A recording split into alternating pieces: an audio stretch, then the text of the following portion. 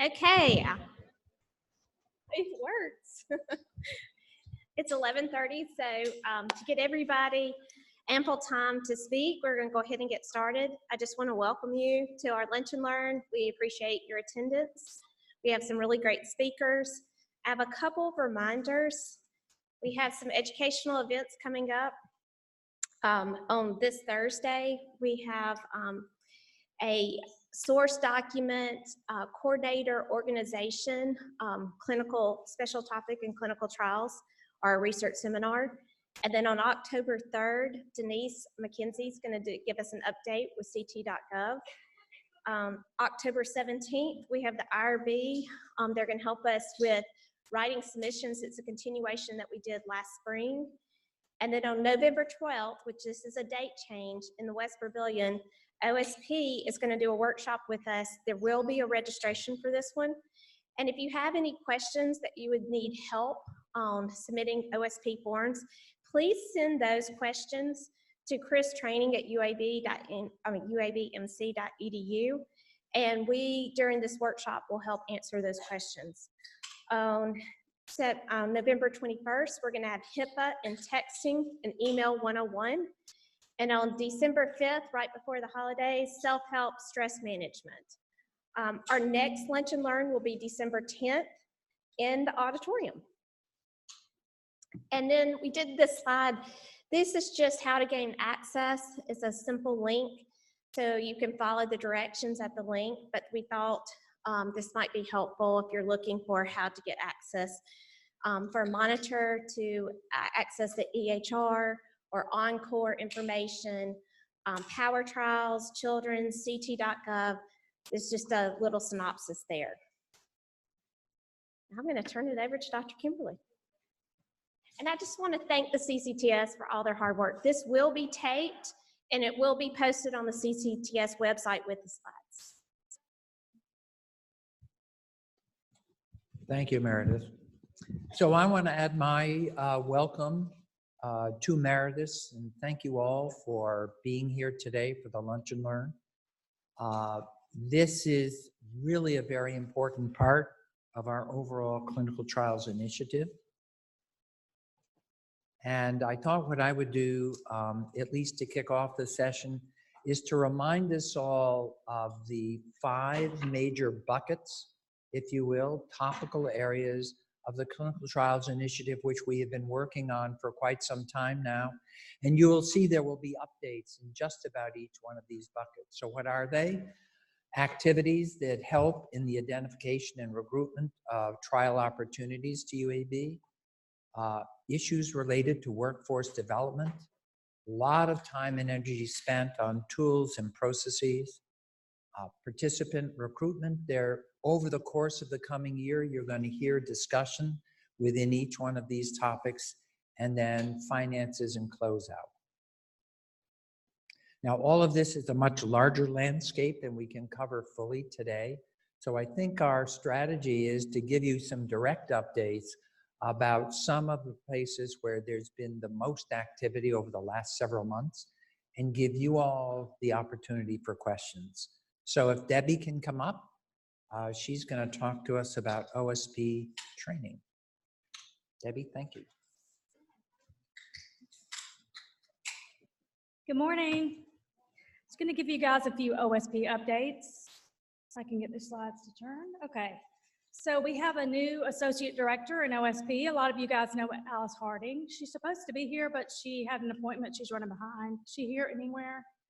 Alice Harding is a new associate director for our nonprofit grants and contracts area in OSP. A lot of you might know Alice. She might have been your federal officer previously, but she's moved into a new role. So just wanted to let you guys know about that. Also, we have a new F&A policy. It's been updated and it's currently online. So you can go and look at that now. They've already posted it on the UAB website. It is current as of October 1 of this year. And I'll talk about a little bit more about that in a second. And also we have a forum coming up in October called the Research Administration Forum. You're all invited. Some of you guys are already involved in that as well. So I'll talk about that as well. So the new policy has been updated. Some of the key changes, just in case you're wondering, It's been updated to incorporate terminology from the uniform guidance that came out in 2014. Also, investigator-initiated clinical trials will be charged the other sponsored rate, which is currently 36%. Also, we've updated the fee for service. It's going to be now charged the organized research rate, which is staying the same at 48.5%. So those are the updates regarding the F&A policy. Also, we have a research administration forum coming up in the same room next month, so you're all invited. Some of you guys are involved in the RANG, the research network group that's been started a few months ago. That is where this is coming out of. So they wanted to have a forum, and we're going to start doing that 3 times a year. So you'll see that in October, you'll see that in January, and you'll see that in May. So be looking for that. We'll have a lot of central people, some of the same groups you'll see here, but some different ones will coming. They'll be coming to the meeting to give you guys updates and also share hot topics that are going on in research currently. Our first one is October 9th from 2 to 3:30. So I hope to see you here. That's it for us.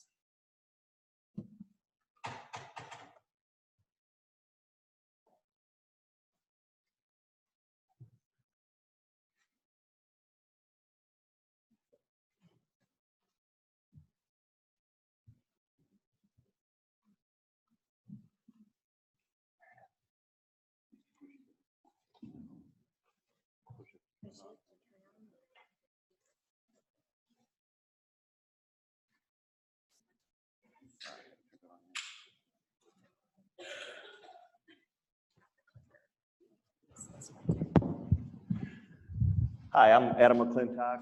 I'm the director of the Office of the IRB, and I'm just going to give you some updates similar to what Debbie gave you, but for the IRB.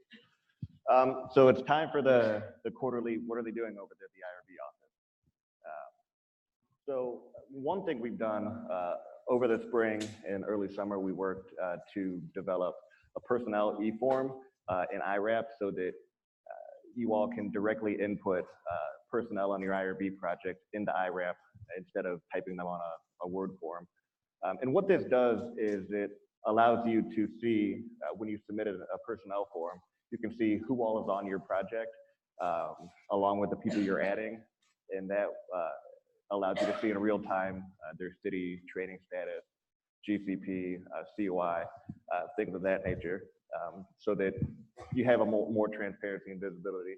And also what it does, it takes a lot of the data entry off the IRB staff, so it should be moving the submissions through the system a little more quickly. We have developed and are piloting a comprehensive staff training and development program. Typically, in an IRB setting, it's often learn on the job, learn by experience, without any real proactive access to resources or teaching. So what we've done is put together a program, a list of resources, training opportunities, textbook learning, and case studies to be able to help people get that experience proactively. For example, the case studies, it allows them to learn through a known safe process rather than learning with your IRB submission and having you be the guinea pig for them the first time. We'll jump to 4. We're preparing for AHARP reaccreditation. We have to go through that every several years. Right now, we're preparing our step 1 application, getting all of our processes and procedures lined up. That application will go in at the end of the year. Then we'll have a site visit sometime next fall, which will involve different areas of the research, Human Research Protections Program, OSP, CIRB, obviously IRB, researchers, things of that nature. We, at the same time we were developing the personnel e-form, we were working with the IRAP team to extract data out of the system that is available on a real-time basis, on-demand basis, so that we can establish metrics and baseline data to figure out where we are from a processing standpoint today and where we want to get and make data-driven decisions about process improvements and incrementally make improvements. So the one last thing, kind of a plug, we have several open positions that we're recruiting for. One is the training coordinator position. similar to what Debbie does in OSP. So that's a resource for the IRB office and the research community to interact, address training needs, whether it's a standing thing or just an on ad hoc basis. And it'll have somebody who owns that so that we can address the needs on a more efficient basis. We're recruiting a systems analyst position, so somebody to own all of our systems, all of our electronic systems, whether it's interacting with city, whether it's interacting with IRAP, someone to help make process improvements on those and make those as best they can be on an ongoing basis. And finally, we're recruiting a receptionist, the front line of our office. So if you or anybody you know is interested in any of those, please feel free to have them go on the job site or reach out to me directly.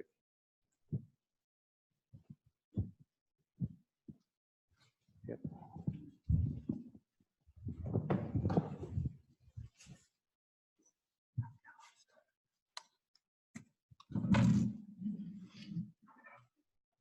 Hey everyone, I'm Mark. Wow.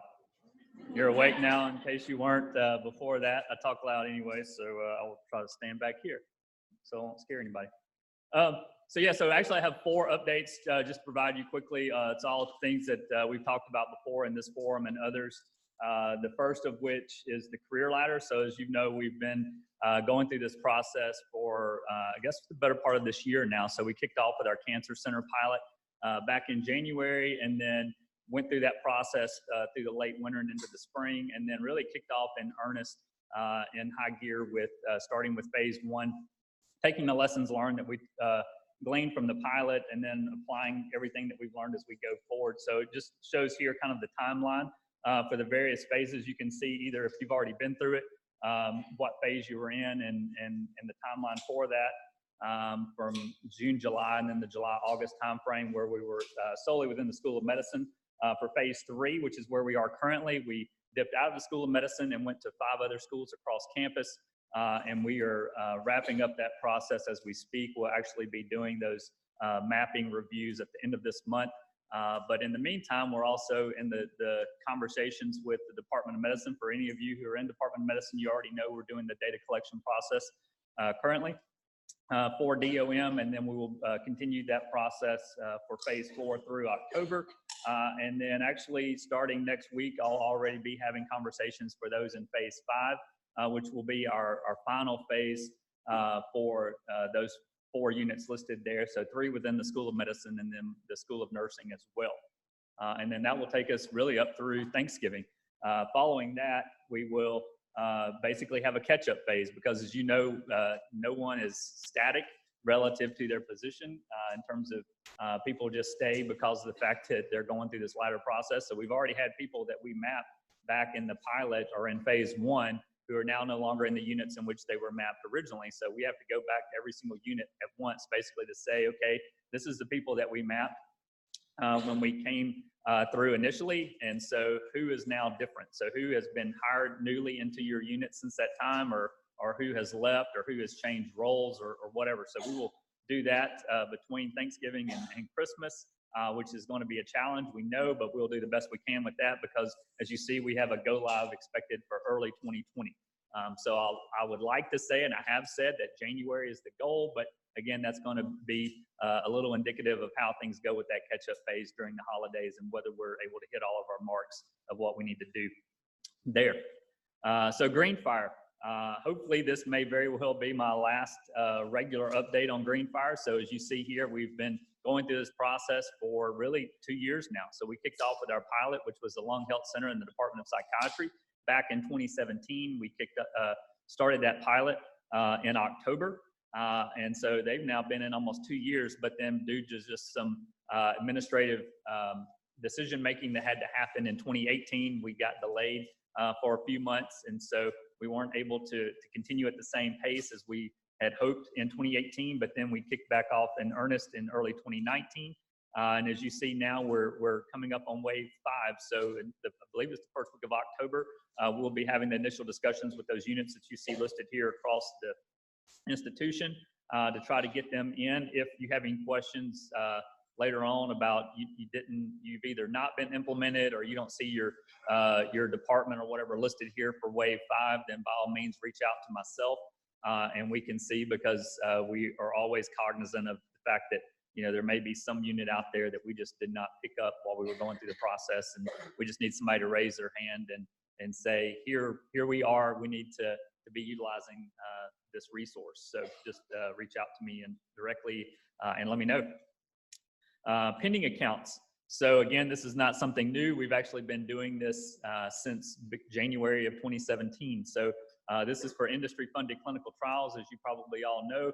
As soon as you submit your extramural checklist to OSP, there's an automatic pending account generated and provided to the award manager at the time of that submission.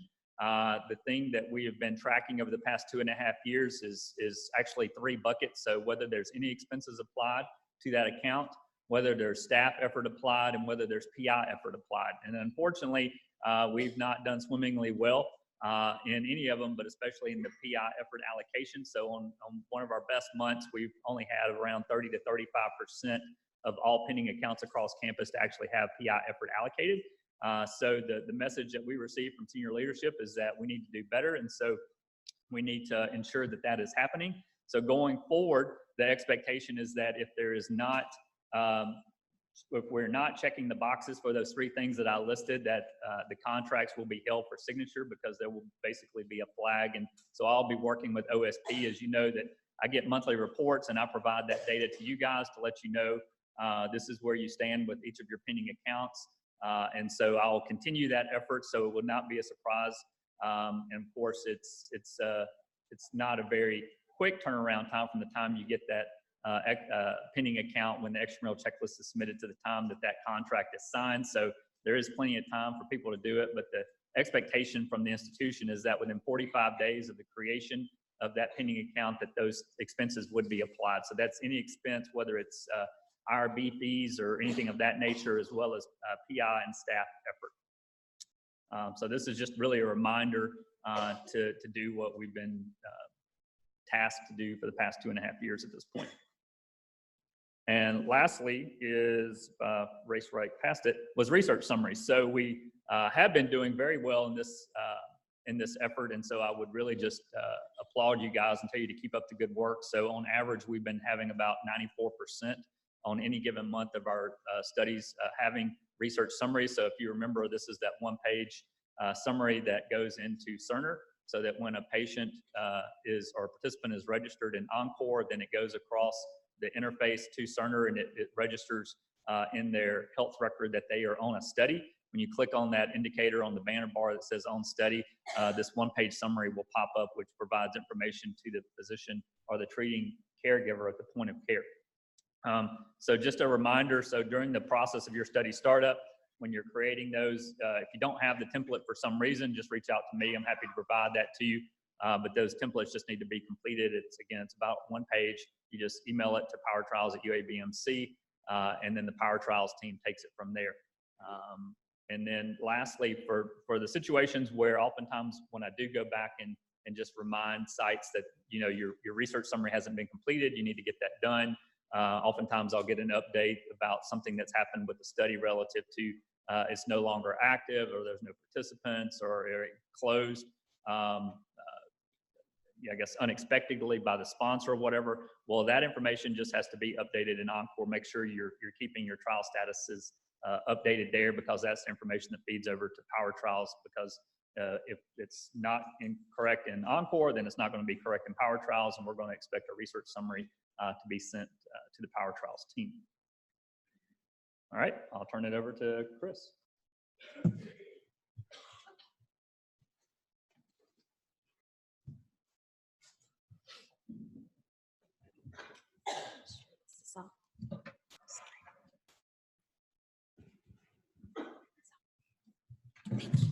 Yeah, no problem.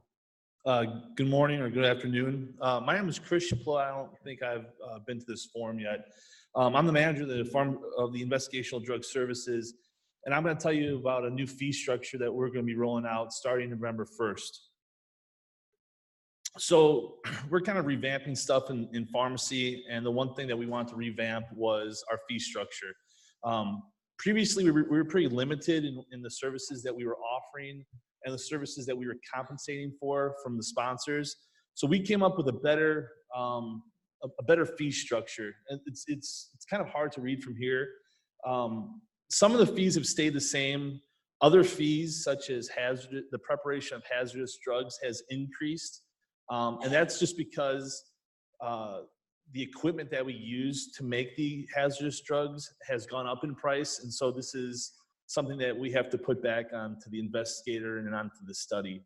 But as you can see here, we're offering more services. So we've added a after hours service,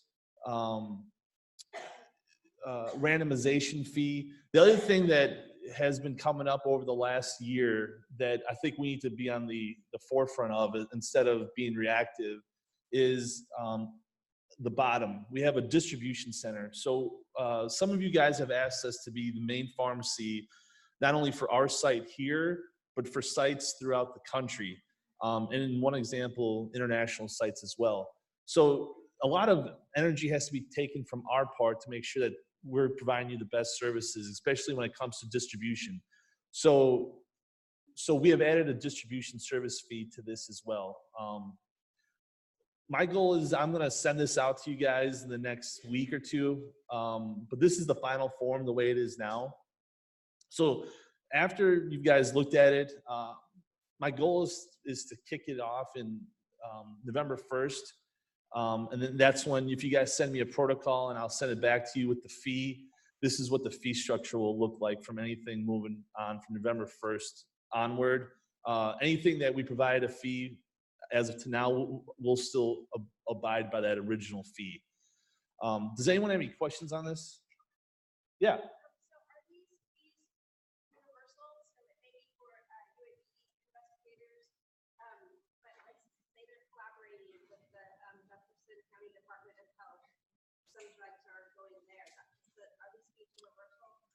These fees are, so the way I kind of look at it, these are the fees that for your typical sponsor study.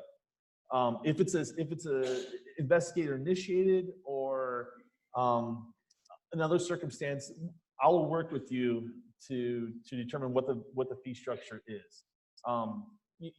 You know, there's some things that you guys might not necessarily need, or maybe we can just, it doesn't apply to you. It just, on that basis, we'll just work together to determine what the fees will be.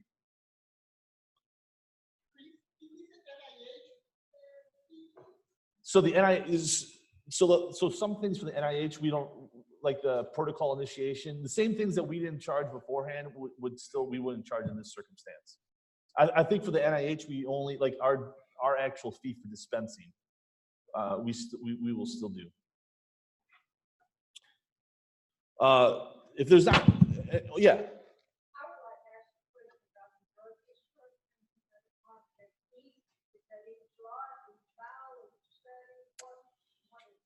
Every time that we have to destroy, so if it's an expired, it would be based on lot number.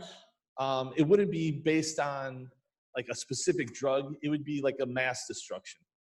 Like if we were destroying a whole lot, or if we were saving drugs for the monitor to come look at, and after they've looked at it, then we would destroy it. It'd be that type of charge. It wouldn't be single charges.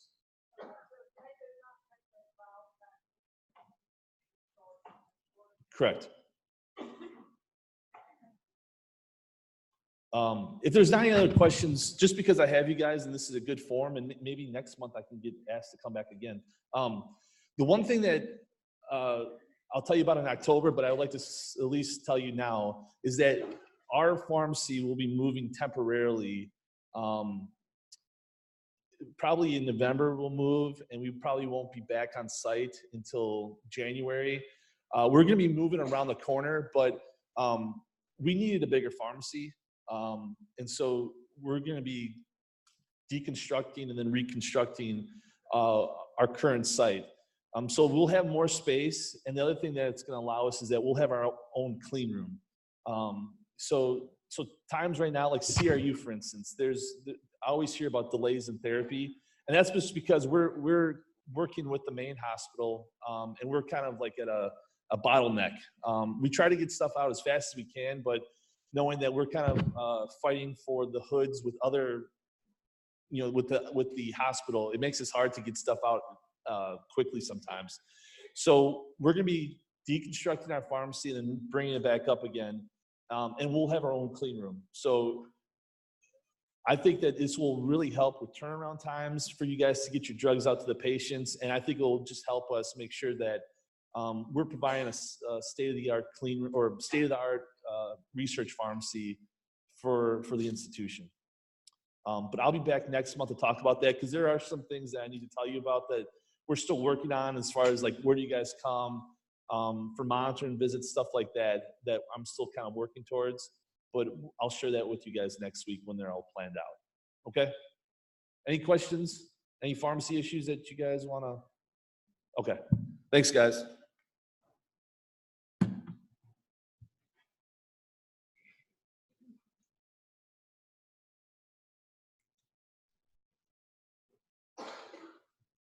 Good morning.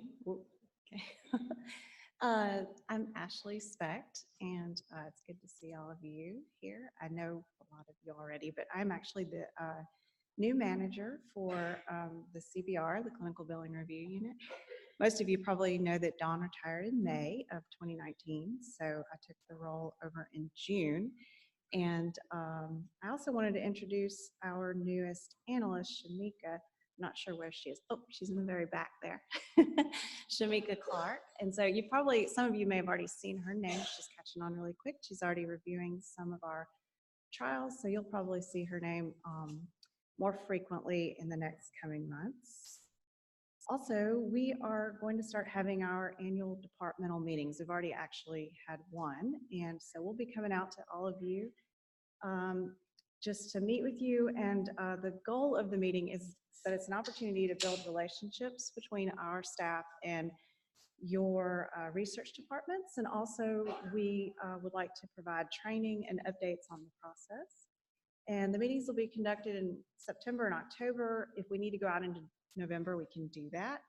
And it can take around an hour, and it might take a little longer if there are more questions or if we want to talk about any specific issues that you're having. So you can kind of budget about an hour for our time. That'd be a little bit over, would be great. And then we'll come to you. So we're trying to make this easy for you. We don't want it to be inconvenient, so we can come to you. We would like to have a projector, but we don't have to. We can bring the slides. We could do it in your office. I mean, we'll do whatever we need to do to get to you and to meet with you. So we would like to see FAP submitters, CBR submitters primarily, but we would love to see anybody else who would like to come who you think might need to have the information. And then we will also provide copies of the slides and all the additional information about the forms and the process after the meeting, so that you'll have all the information there to reference later, because the slides, there's a lot of information in the slides, so you may need it later. And then with that being said, if we don't reach out to you and you want us to come talk about our process, or you just were wondering what in the world we do in our office, we would actually love to meet with you and talk to you about it. So just let me know, and just reach out to me, or you can email fap@uab.edu, and we will be glad to meet with anyone who feels like they need that. So just let us know, and we really look forward to seeing all of you in the next couple of months. And I think that we have Research Radiology here to also talk about their process.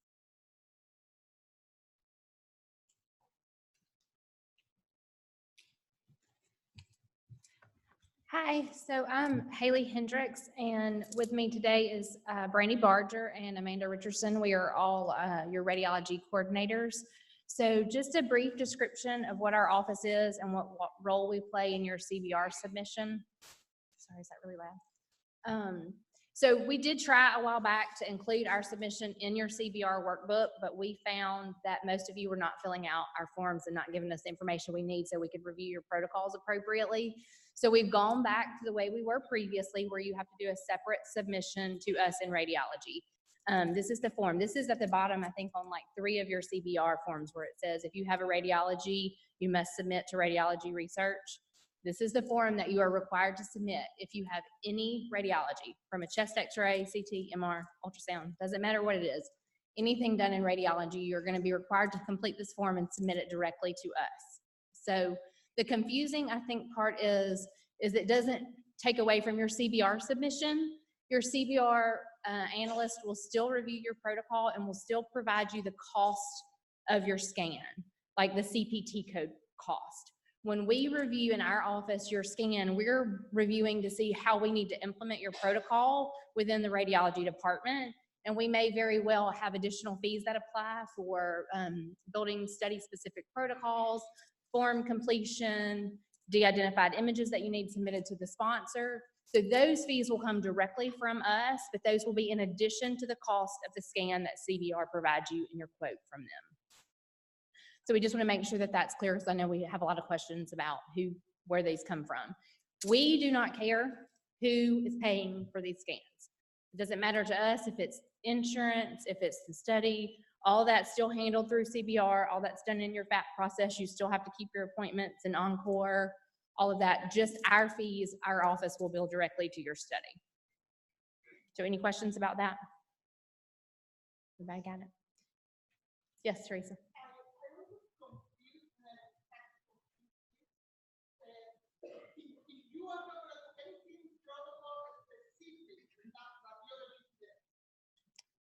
Anything, yes.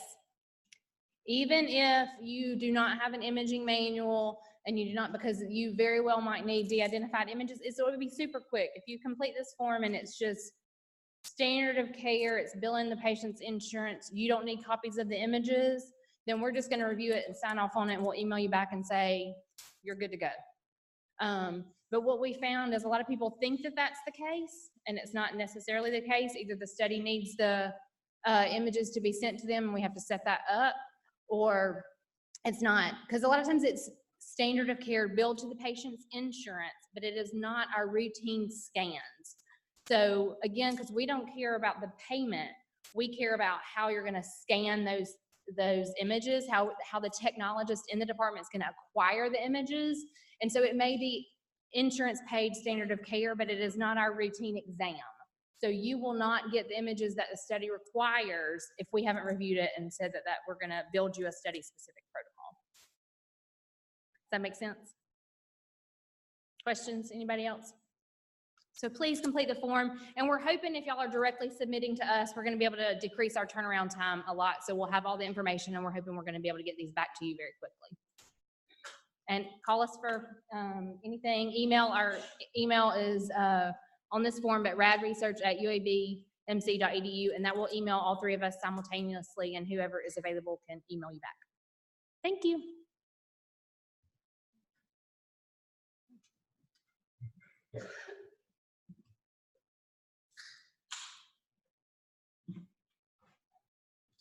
Our technology.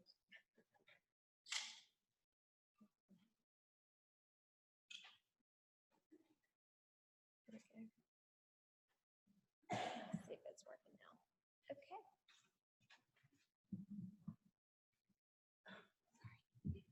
Okay. So good afternoon. For those of you who know John, that's not me, but John does send his regrets. He's under the weather today and was not able to come in. There are really a whole bunch of things that we could talk about in terms of the Encore space, but I'll sort of summarize and then go through John's slides quickly. First of all, I want you to know that the Encore project overall is still on track, and I want to thank every one of you for helping out with Encore. This has really been a big team effort, and we deeply appreciate everybody's cooperation.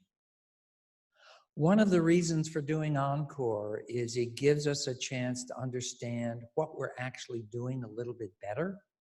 And that's really the topic today, because what we've done is we've begun to run some reports within Encore to get information that actually we never had available to us before. So that's in the realm of quality reports and study visits. So I think it's really important that after the calendar is built and the study is underway, that all of the visits that are eventuated within the study are actually actively recorded in Encore. And you might ask why. Well, the answer is really very simple.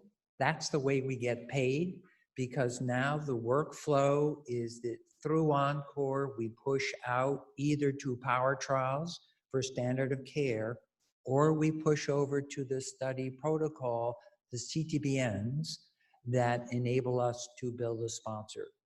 If you don't complete that, we won't get paid, or perhaps worse, there may be something that inadvertently goes to the patient's third-party insurance inappropriately, and that's that puts us at risk for things that we prefer not to be at risk for. So how do you do this? I will be the first to admit I'm probably not the one who knows all the chapter and verse about how to fill out the study visits in Encore. So does anyone in the audience know how they would get the answer to that question, or where they would call or email to get that answer? Anyone have any clue as to how you get those answered? Michael's up there smiling, saying.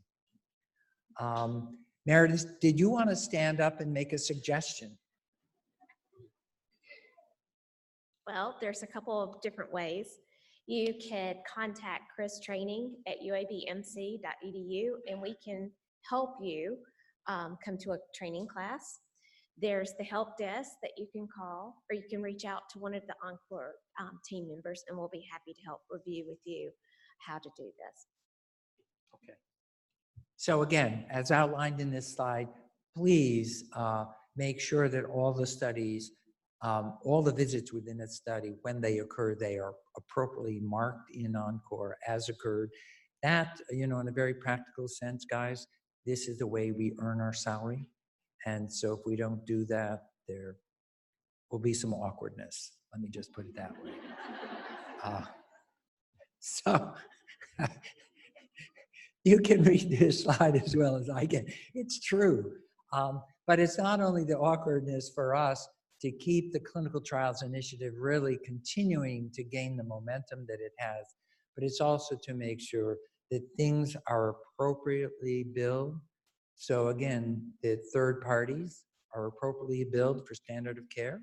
That's appropriate, and that's what we want to do, but we also want to make sure that sponsors are appropriately billed when it's a research activity. And all those points are made in these four. The other is, you may or may not know that there are some billing activities that occur in the background that have some time dependencies. So please fill out and work in Encore in as close to real time as you can.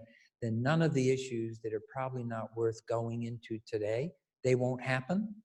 And it's all, we can all avoid that simply by doing things in a timely fashion.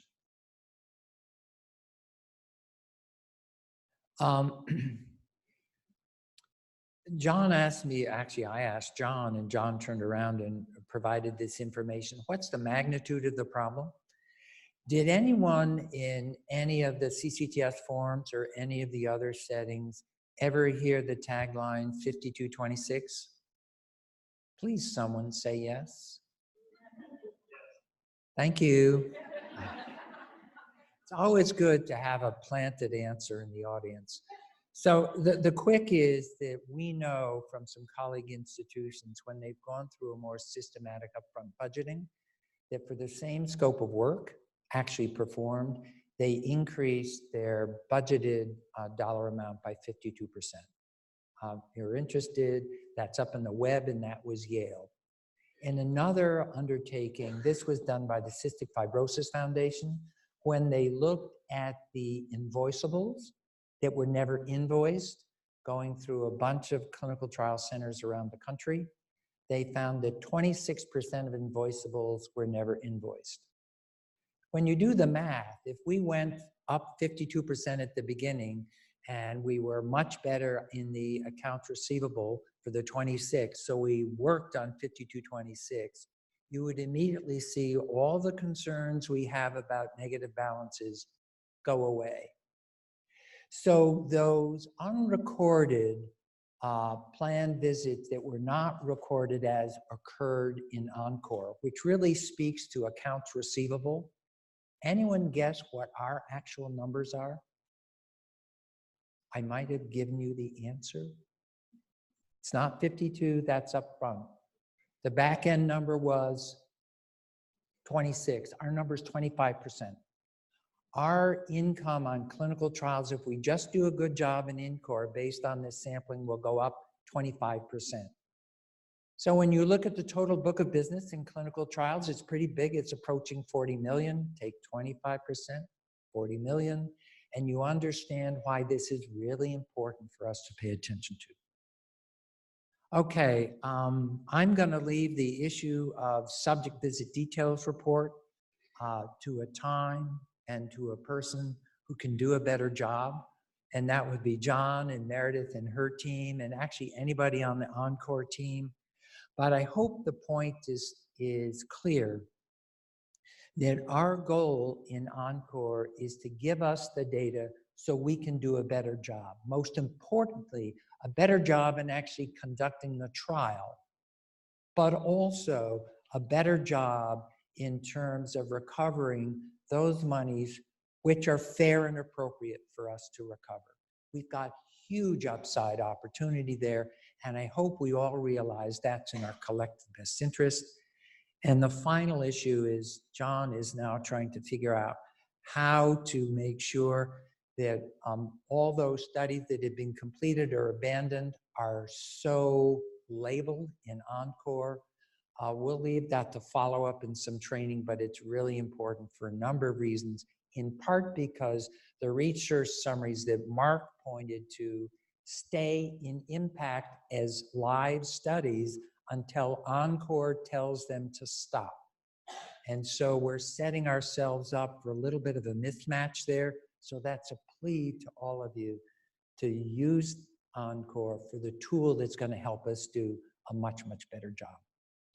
So with that, I'll say thank you and ask Matt to come on up.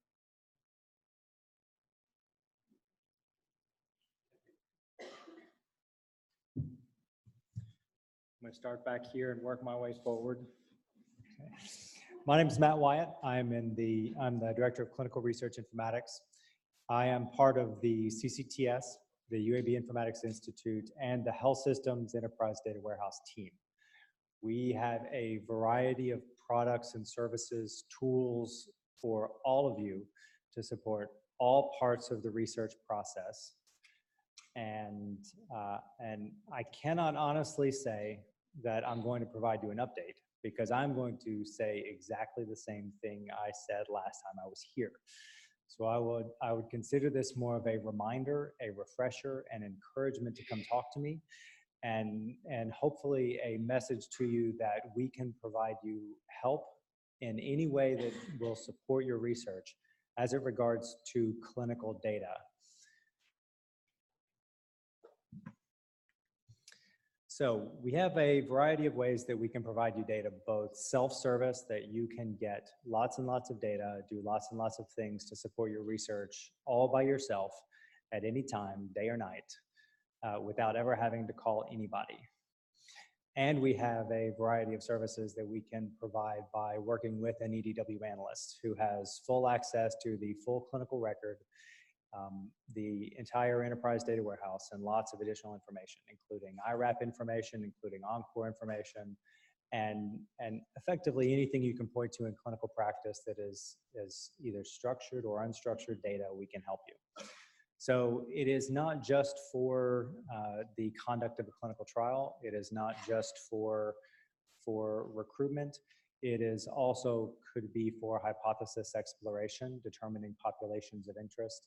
It is certainly for feasibility, determining if we have a patient population that would support your research, and what are the characteristics of that population. We provide people with preliminary data to support grant proposals. So lots and lots of clinical data and characteristics about example populations or really specific populations within UAB. We certainly provide information for recruitment. If you identify a population of interest, we can provide you all the contact information that we have. We can provide you the current visits, the previous visits, the future visits. We can tell you when your population of interest is going to be in the clinic, so you can go sit in the clinic and wait for them. We can provide help with having additional clinical information so that you don't have to do manual chart review. If you are interested in a population and are doing prospective data collection, but also want a set of lab values for your analysis, if you tell us which ones you want, and we can provide those to you so that you don't have to go and impact one patient at a time and copy a lab test from one place to another. That's not the best use of your time, and everybody who's spoken before me would like you to do things other than do manual chart review. I'm going to talk about basically the self-service tool that we provide for you to be able to do some of this yourself. But first, look at the left side of the screen and the place where it says a researcher or a research team working with an EDW analyst. Take that to mean that anything you need, come talk to us and we'll help you with that. Whether you have an approved IRB protocol, whether you're thinking about it, anything at all you need related to clinical data or the integration of clinical and research data, come talk to us. So with that, there's a system called I2B2. We take a portion of data from the clinical record, from our enterprise data warehouse, and it is not a small portion. It is every patient, every visit, every diagnosis, every lab, every medication. We have about 700,000 unique clinical variables in I2B2. We have more than a billion facts, 1.04 billion, I think was the last count of facts in I2B2. So all day, every day, anybody with a Blazer ID can go run queries themselves in I2B2 and find out what patient populations exist at UAB. You can say anything based on encounters, based on demographics, based on individual clinical variables like a lab test between X and Y, having a visit in the last 60 days, having a consult order for a particular clinical service. There's lots and lots of information. In the next slide, I'll show sort of a sample of what kind of things are in I2B2. But you can do all of those queries and get either a number. We have 400 people that meet your criteria. But then next, you can actually download by yourself all day, every day, without coming to me. You can download the demographics on that population. You can download the encounter history on that population. You can download every medication, every lab, every allergy, all the entries in social history. You can download what is called, it's more or less de-identified. You can't get the name, medical record number, you can't get real encounter numbers, but you can download real data sets. And where this is valuable is that you can do preliminary data for a population for a research study, or you can take the next step and say, hey, EDW analyst, hey, Matt, here's my IRB protocol. Here's the query I ran in I2B2. It says there are 500 patients. Can you send me that list? And we can say yes, and we will send it to you. Here are some of the things that are currently in I2B2. A couple of the things that we've added that aren't on this list. One is we've recently added a patient-reported outcome measures section, working with infectious disease and risk, and there are, I think, 11 clinics using patient-reported outcomes measures, and we've incorporated those into I2B2. Another recent thing is the census-related data. So you can ask for populations of patients including with characteristics of their census tract. Their census tract would actually be considered PHI. So you can't say who live in this census tract, but you can say live in a census tract where the average income is in this range or this range, that sort of thing. A couple of things about what is included in I2B2 organizationally. It is anything in impact, any patients in impact. It does not include iFoundation, it does not include Children's, it doesn't include VA, those are separate, well, in the case of Children's and VA, separate legal entities. In the case of iFoundation, I wouldn't try to say what the current relationship is legally, but they're on a separate EHR. It does include additional things that aren't impact, including Encore information, metric information, the tumor registry, transplant registry, tissue collection and banking facility information.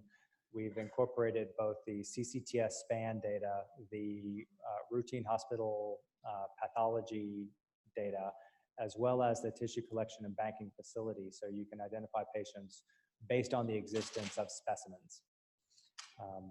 And we have collaborations. If you would like to actually use those specimens for research, we facilitate that contact with either SPAN or the tissue collection and banking facility.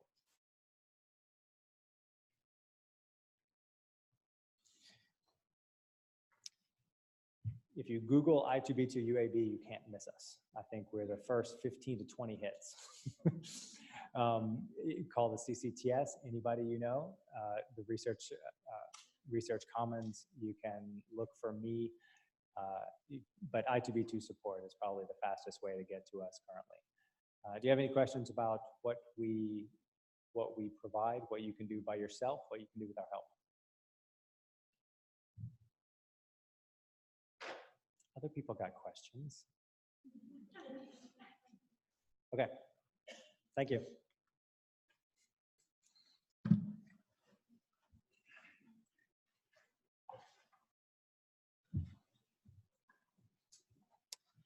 Hello, I'm Franny Horn, and I wanted to share some information with the group today about some resources that are available for those of you who run multi-site trials.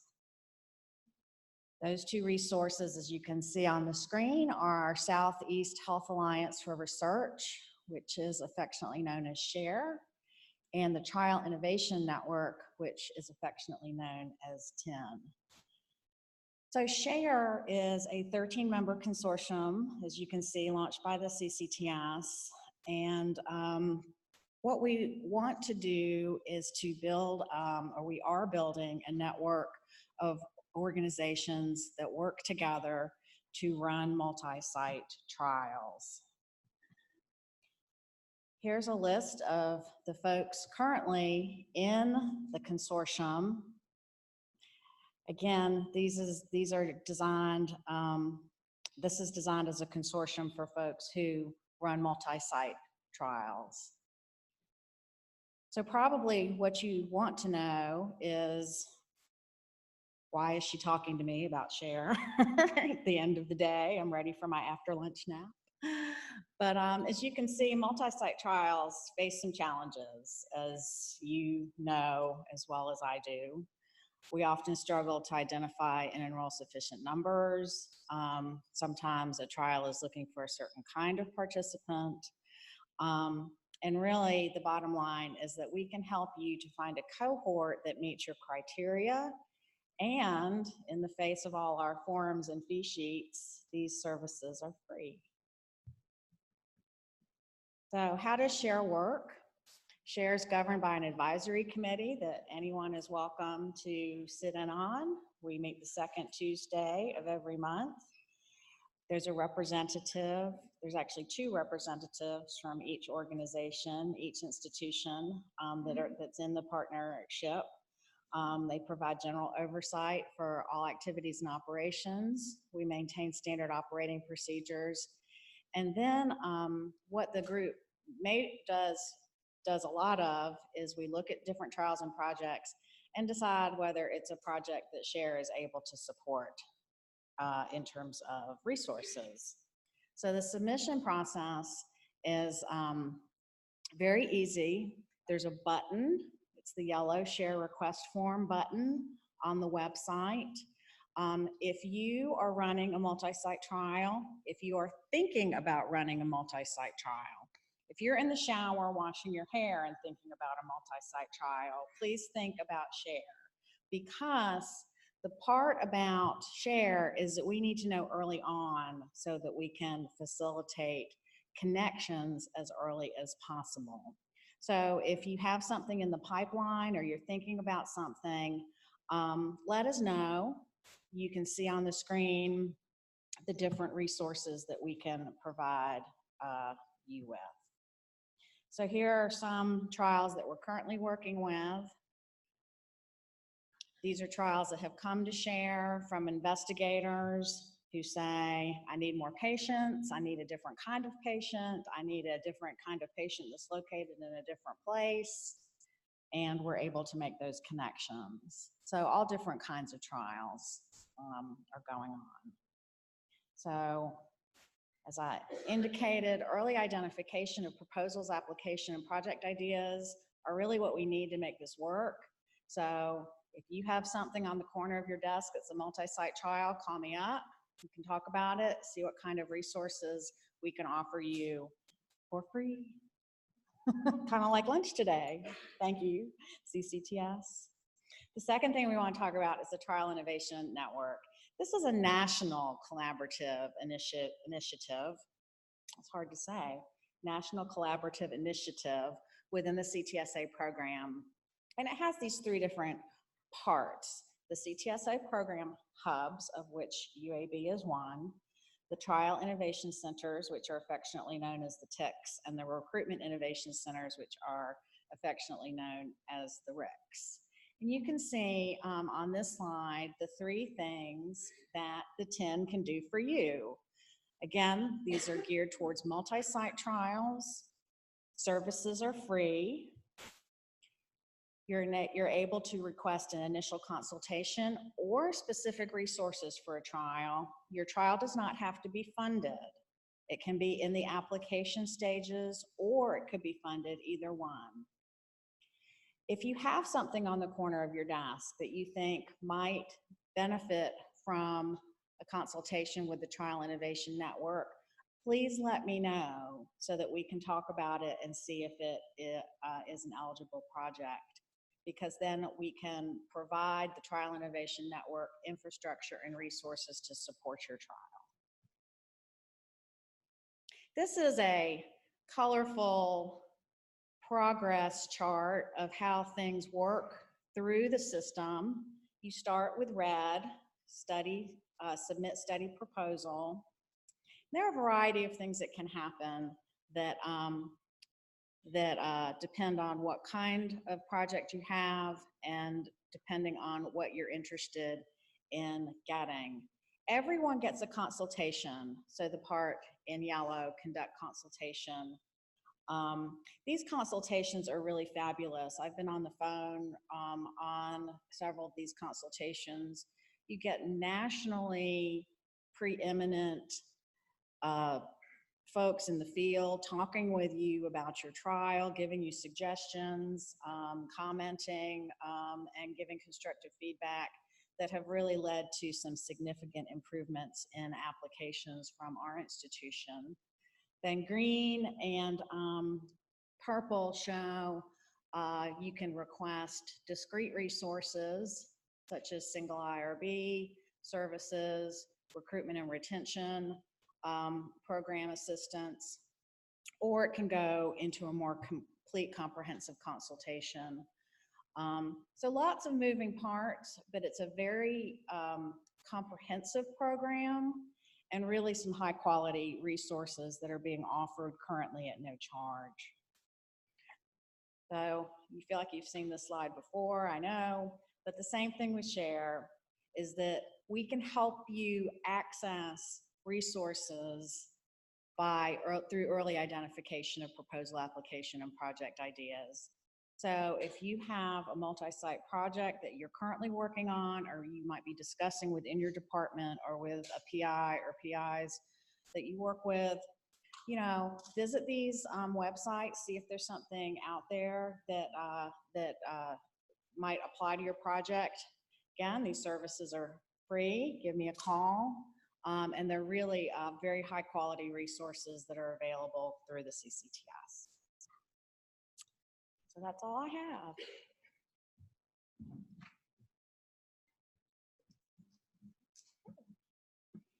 And again, our next Lunch and Learn will be December 10th.